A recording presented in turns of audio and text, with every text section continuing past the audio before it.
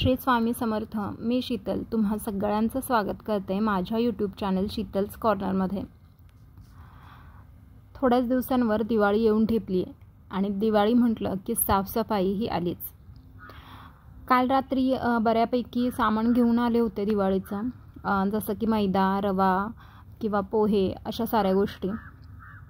So म्हटलं आज जमलं तर आज संध्याकाळपासून किंवा मग उद्यापासून फराळ वगैरेची तयारी करून घ्यावी.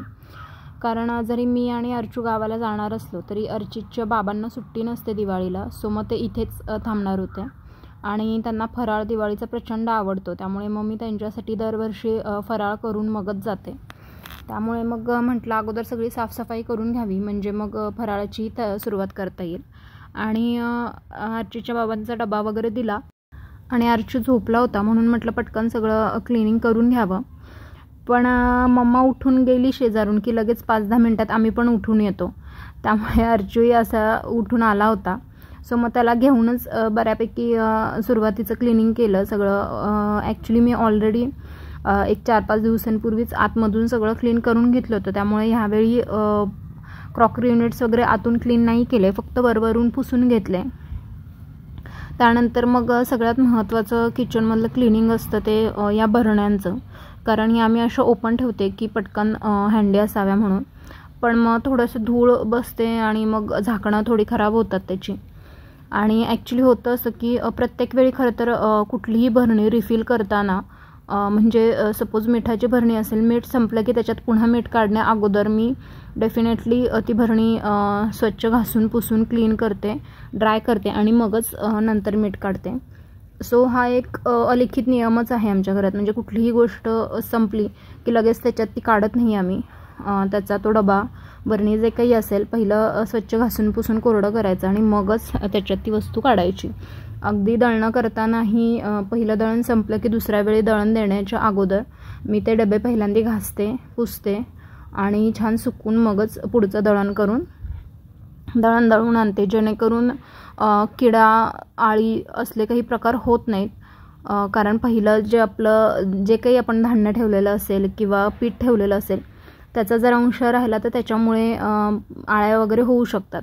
सो मी नेहमी ड्राय करते आणि मगच दुसऱ्यांदा रिफिल करते कुठलीही गोष्ट. सो सगळ्यात अगोदर भरण्या क्लीन यासाठी करून घेतल्या की अर्चित उठला होता, त्यामुळे मग त्याची आंघोळ आणि त्याचा नाश्ता वगैरे उघडणं आलंच आणि त्यामध्ये माझा 1-1.5 तास जाणार होता.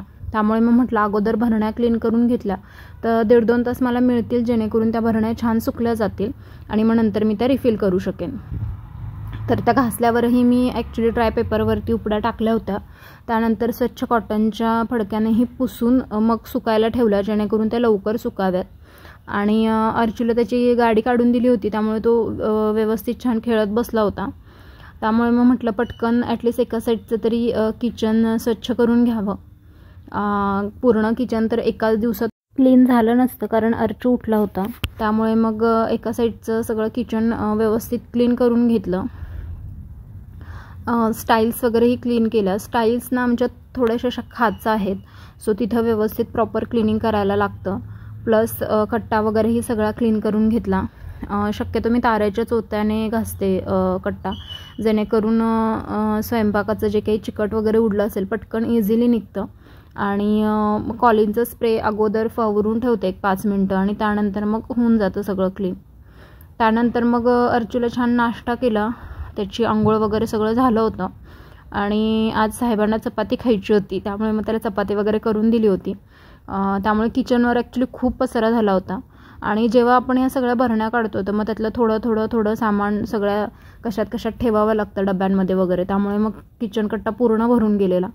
मग म्हटलं अगोदर या सगळ्या भरण्या रिफिल करून घ्याव्या, जेणेकरून मलाही किचन मोकळं मिळेल. आणि अर्चू बघू शकता पाठीमागे काहीतरी सुरू असतं त्याचं, सगळ्या डिशा काढ, वाट्या काढ असं काहीतरी प्रकार सुरू असतो आणि मला घासण्यासाठी दुप्पट भांडी तयार करून ठेवत असतो तो. किचनमधलं जर कुठली गोष्ट स्वच्छ केल्यावर बघायला मला आवडत असेल तर ते म्हणजे हे आपलं जिरा मोहरीचा डबा. घासल्या इतका छान दिसत असतो तो आणि मस्त रिफिल करून ठेवल्यावर तर अजून सुंदर दिसतो. त्यानंतर माझ्याकडे अजून एक असा डबा आहे. ॲक्च्युली हा डबा होता अगोदर, फक्त मधल्या वाट्या मी त्याच्या मापानुसार आणून त्याला असा मसाल्याच्या डब्यामध्ये कन्वर्ट केला आहे. आणि त्यामध्ये मी असे सगळे खडे मसाले ठेवते, जेणेकरून पटकन बिर्याणी वगैरे करताना एकाच डब्यात सगळे मसाले मिळून जातात. संध्याकाळी अर्चितचे बाबा आल्यावर सोफा वगैरे हलवून त्याच्या पाठीमागेही सगळं स्वच्छ करून घेतलं होतं. आणि आज पप्पांसोबत आमची दिदूबाई आली होती, त्यामुळे आम्ही फार खुश होतो. अर्चू, कोण आले रे? कोण आले? दीदी आली आहे. कोणाची दीदी आहे? कोणाची दीदी आली आहे? हो, तुझी दीदी आली आहे. हो हो.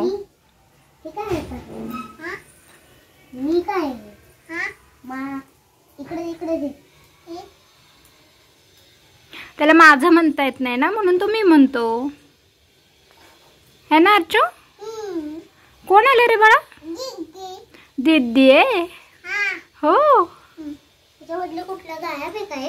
एक गायब आहे, एक हरवला अर्चून. शोध बघू त्याच्या खेळण्यांमध्ये असेल. हे कुणी हरवलं? एक कुठे? मग दीदीला दाखव ना. आता कसं बनवणार दीदी ट्रॅक?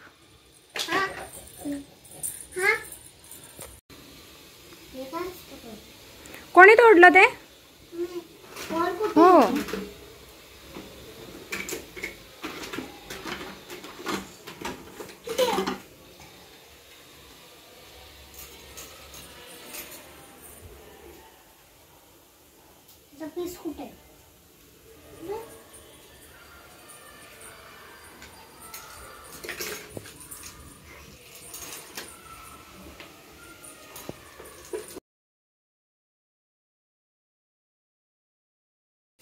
तसा करू नये अर्चित.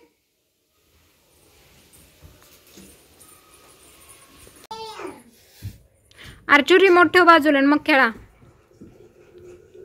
रिमोट ठेवा, पडेल आपला रिमोट. सो दोघांची छान मजा मस्ती सुरू होती. आणि खरं तर आता अर्चू पण थोडासा आगाऊपणा करू लागलाय. अगोदर छान खेळायचा दीदीसोबत, पण आता दीदीला अजिबात कुठल्या खेळण्यांना हात लावू देत नाही आणि असं सगळं सुरू असतं त्यांचं. आणि मम्मीनं आळूची पानं पाठवून दिली होती सातारवरून, मग त्याची अशी छानशी वडी करून घेतली. मी ऑलरेडी वडीची रेसिपी 1-2 वेळा शेअर केली आहे, त्यामुळे मग आत्ता या व्लॉगमध्ये ती नाही शेअर करणार आहे. त्यानंतर कारण की शिवण्या आली होती, त्यामुळे मग पनीर बिर्याणीचा बेत केला. आणि ॲक्च्युली आज चतुर्थी पण होती, शुक्रवार होता. आणि खरं तर आजीच्या बाबांचा सुट्टीचा दिवस असतो, पण दिवाळीमुळे त्यांचे विकली ऑफ बंद होतात आणि त्यांना दिवाळीनंतरच हवी तेवढी सुट्टी मिळते, पण दिवाळीत त्यांना सुट्टी नसते. सो मग म्हटलं काय करावं, तर त्यांना शक्यतो उपवासाच्या दिवशी संध्याकाळी प्रोटीन लागतं, कारण दिवसभर कुठलाही प्रोटीन इंटेक नसतो. त्यामुळे मग काहीतरी प्रोटीनचं म्हणून मग मी प्रत्येक वेळी शक्यतो पनीरची भाजी किंवा पनीरचं काहीतरी बनवते. सो मग आज म्हणलं पनीर बिर्याणी बनवूया. सो मग सगळ्यात अगोदर पनीरला थोडंसं जिरेपूड, धणेपूड, मिरेपूड आणि लाल तिखट, मीठ या सगळ्या गोष्टी चोळून घेतल्या. त्यानंतर कॉर्नफ्लॉवर टाकून पनीर छान टॉस करून घेतलं, जेणेकरून कॉर्नफ्लॉवर सगळीकडे लागलं जावं. तोपर्यंत पॅनमध्ये मी कांदा आणि खोबरंसुद्धा भाजून घेतलं होतं मसाल्यासाठी. त्याच पॅनमध्ये मी हे पनीरही छान फ्राय करून घेतलं. आणि पनीर फ्राय करायला घेतलं की आर्चीची फार गडबड असते, कारण त्याला हे असलं फ्राय केलेलं पनीर प्रचंड आवडतं. त्यानंतर भाजलेलं खोबरं, भाजलेला कांदा, लसूण आणि आलं यांचा मसाला करून घेतला. एका पॅनमध्ये 1 पळी तेल आणि 1 पळी तूप टाकून त्यामध्ये उभा लांब चिरलेला कांदा छान लाल होईपर्यंत फ्राय करून घेतला. आणि दुसऱ्या एका मोठ्या कढईमध्ये साधारण 2-1 लिटर पाणी ओतलं. त्यामध्ये थोडे खडे मसाले आणि जिरं वगैरे टाकून त्याला उकळी आल्यावर त्यामध्ये साधारण 20 मिनटं भिजवलेला बासमती राईस टाकून घेतला, जेणेकरून इकडे मी भाजी करेपर्यंत भातही छान शिजला जाईल. त्यानंतर कांदा लाल झाला होता, सो मग त्यामध्ये केलेलं वाटण घातलं, छान परतून घेतलं. त्यानंतर त्यामध्ये थोडासा बिर्याणी मसाला टाकला. तुम्ही कुठलाही बिर्याणी मसाला वापरू शकता. बिर्याणी मसाला टाकल्यानंतर त्यामध्ये थोडंसं लाल तिखट, मीठ आणि ज्या भाज्या चिरलेल्या होत्या त्या सगळ्या भाज्या टाकल्या. भाज्यांमध्ये मी बटाटा, फ्लावर, वाटाणा, सिमला मिर्च आणि गाजर ह्यांचा वापर केला होता. तुम्ही तुमच्या आवडीनुसार भाज्यांचं प्रमाण कमी जास्त करू शकता आणि तुम्हाला हव्या त्या भाज्या चूज करू शकता. मी जनरली अशा प्रकारच्या राईसमध्ये भाज्या जास्त वापरते, कारण त्यामुळे मुलं खातात भाज्या, भातामध्ये असल्या की भातासोबत खाऊन जातात. त्यानंतर झाकण ठेवून सगळ्या भाज्या फ्राय व्हायला ठेवल्या होत्या. तोपर्यंत आळू वडीसुद्धा छान झाली होती शिजवून. मग तीसुद्धा फ्राय करून घेतली. साधारण 15 ते 20 मिनटं होऊन गेलं होतं. भाज्या व्यवस्थित शिजल्या होत्या सगळ्या. सो भाज्या शिजल्यानंतर थोडासा रस्सा तसाच ठेवायचा आणि साधारण 80 ते 90% भात शिजवून घ्यायचा. पूर्णसुद्धा भात शिजवायचं नाही, नाहीतर मग चव थोडी खराब लागते. सो त्यानंतर मग त्याच्यामध्ये पनीरचे तुकडे घातले, सगळं मिक्स करून घेतलं आणि त्यावरती मग शिजलेला भात टाकला, जो आपण मोठ्या कढईमध्ये शिजवून घेतला होता. मग अशी म्हटल्याप्रमाणे 70 ते 80% भात शिजवून घ्यायचा, पूर्ण शिजवायचा नाही, कारण याला मी पुन्हा दम देणार होते. आणि जसा मी भाताचा लेअर लावला तशी लाईट्स गेल्या.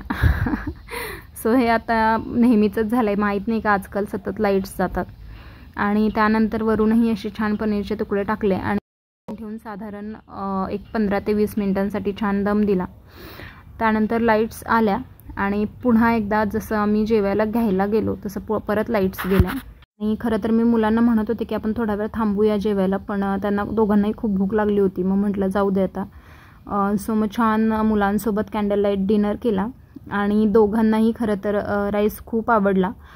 दोघंही लहान होती, त्यामुळे मी खूप स्पायसी केला नव्हता. खडे मसाले मी फार मोजकेच टाकले होते, फक्त भात शिजवताना जेवढे खडे मसाले टाकले तेवढेच टाकले होते. आणि बिर्याणी मसाला टाकला होता, त्यामुळे त्यातही ऑलरेडी मसाला होता, त्यामुळे मी एक्स्ट्राचं असं तिखट कुठलंच घातलं नव्हतं, कारण दोन्ही मुलांना फारसं तिखट लागेल या कारणामुळे. त्यामुळे मग छान असं जेवण केलं. आणि त्यानंतर आज दीदी आली होती, त्यामुळे अर्जुच्या पप्पांनी छान आईस्क्रीम्स आणले होते, त्यामुळे मग मस्त आईस्क्रीम पार्टी केली. आणि आम्ही शक्यतो अशा अमूलच्या कुल्फीज आणतो, जेणेकरून अर्जुला वरचं लेअर खाता यावा. आणि दीदीनेही छान तिच्या आईस्क्रीमवर ताव मारला होता.